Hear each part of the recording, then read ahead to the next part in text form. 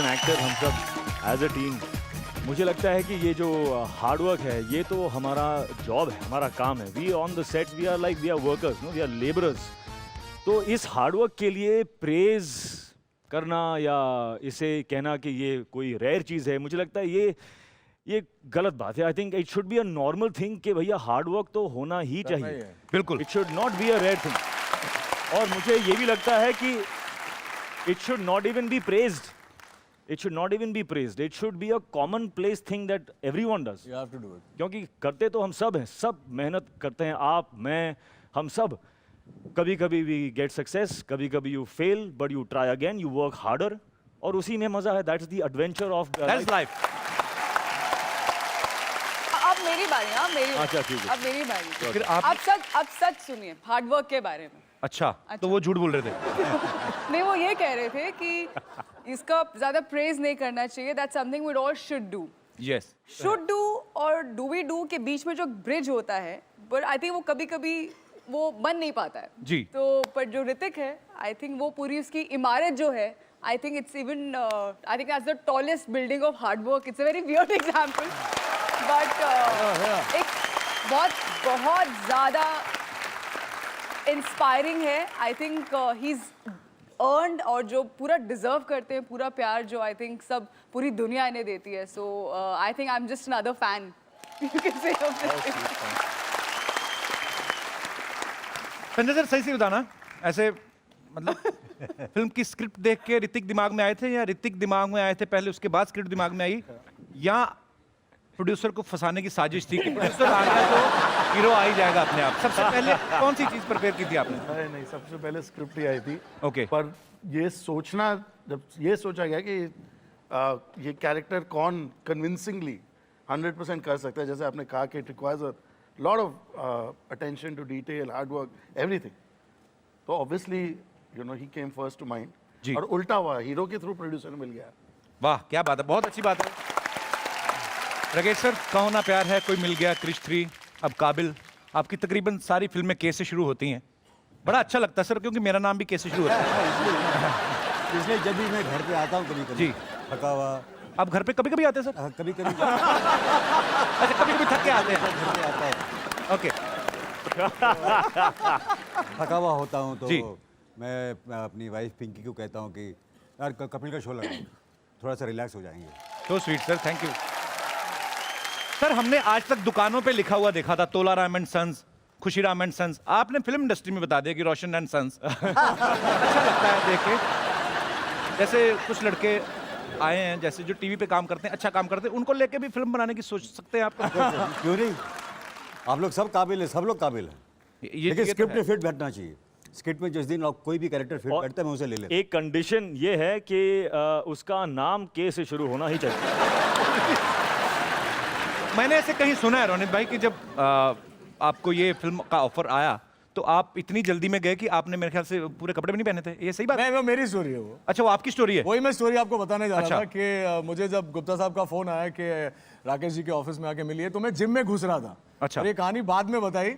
तो जिम में घुसा तो बोला अभी आ जाओ. तो मेरे को बोला राकेश रोशन के ऑफिस जाना है तो मैं अभी जाऊंगा ना. हाँ. तो मैं वही चड्डी में चला गया ऑफिस. चड्डी में? हाँ, चड्डी मतलब शॉर्ट्स. अच्छा, शॉर्ट्स बोलते हैं ना हम लोग, नॉर्थ में उसको चड्डी बोलते हैं. जी जी. तो गुड्डू जी के ऑफिस में बाहर कैमरा लगे हुए हैं कि जो भी आता है उनको दिखाई देता है. तो ये लोग अंदर बैठे हुए थे. ये बाद में संजय जी ने मुझे बताया कि तू जब एंटर किया, गुड्डू जी मेरे को देखो, अरे ये लड़का तो चड्डी में आ गया है. इतनी उत्सुकता थी कि रोज रोज थोड़ी राकेश रोशन के ऑफिस से फोन आता नहीं आता ना. संजय सर, आपने रोनित और रोहित दोनों भाइयों को विलेन चुना. दोनों बड़े हैंडसम हैं, फिट हैं. आपने इनको एज ए विलेन क्यों चुना? आपने, आपको क्या लगता है मतलब, और दोनों भाइयों को ही क्यों चुना? कि ये सोच के कि कन्वेंस का खर्चा बचेगा, एक ही गाड़ी में आएंगे? क्या कि एक के साथ एक नहीं, फ्री वाला? पहले इनको चुना था. अच्छा जी. और फिर डिस्कशन शुरू हुई कि भाई, और फिल्म में भी दोनों भाई हैं जी. तो छोटा भाई कौन लगेगा, कन्विंसिंग कौन लगेगा. तो वो सब, तो उस वक्त मेरे को वही थॉट आया. And he is also very good talented actor. तो मैंने सर को बोला कि बोला सर आप एक बार मिल लो रोहित को, एंड रेस्ट इज हिस्ट्री. आ गया वो हाफ पैंट में. जब आप अपने पापा के साथ काम करते हैं उनके डायरेक्शन में, तो तब ज़्यादा आपको इजी फील रहता है, आपको मज़ा आता है कि जब किसी और डायरेक्टर की डायरेक्शन में आप काम करते हैं तब आपको ज़्यादा मज़ा आता है? नहीं, मेरे ख्याल से ये एक एक्टर की रिस्पॉन्सिबिलिटी है कि वो जिस किसी के साथ भी काम करे, जी। He has to find, it's his responsibility to find that comfort factor. क्योंकि सभी जो हैं they all have their own style, their own फॉर्टेज।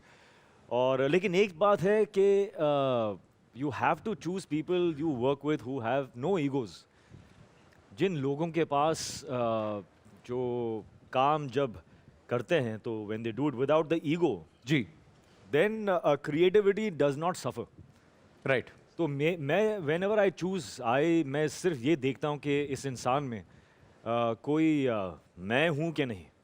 जैसे कि ये मेरी है, ये मैं हूँ, ये मैं कर रहा हूँ, ये मेरा शॉट है, तुम जी। क्या कर रहे हो, उसको हटाओ। तो that attitude I stay away from, क्योंकि वो एक पॉइजन है। where creativity is concerned, that is poison। और मैं बहुत शुक्रगुजार हूँ, थैंक यू। क्योंकि अगर कोई एक ऐसा इंसान है जिसमें वर्ल्ड्स मोस्ट ग्रेटेस्ट ईगो हो, तो उसका कंप्लीट ऑपोजिट है ये, क्या बात, जिनमें कोई ईगो है ही नहीं। वो भी नजर भी आता है सर पर्दे पे, नजर भी आता है। क्या बड़े- टीम वर्क क्या पूरा। मुन्ना है हमारे मुन्ना है जो हमने आज डिस्कवर किया है।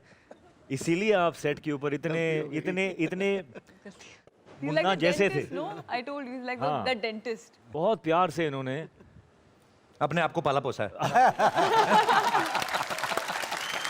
तो संजय सर, उर्वशी को कास्ट करने के लिए इस बेहतरीन सॉन्ग के लिए बच्चन साहब का गाना है, तो ये किसका आइडिया था?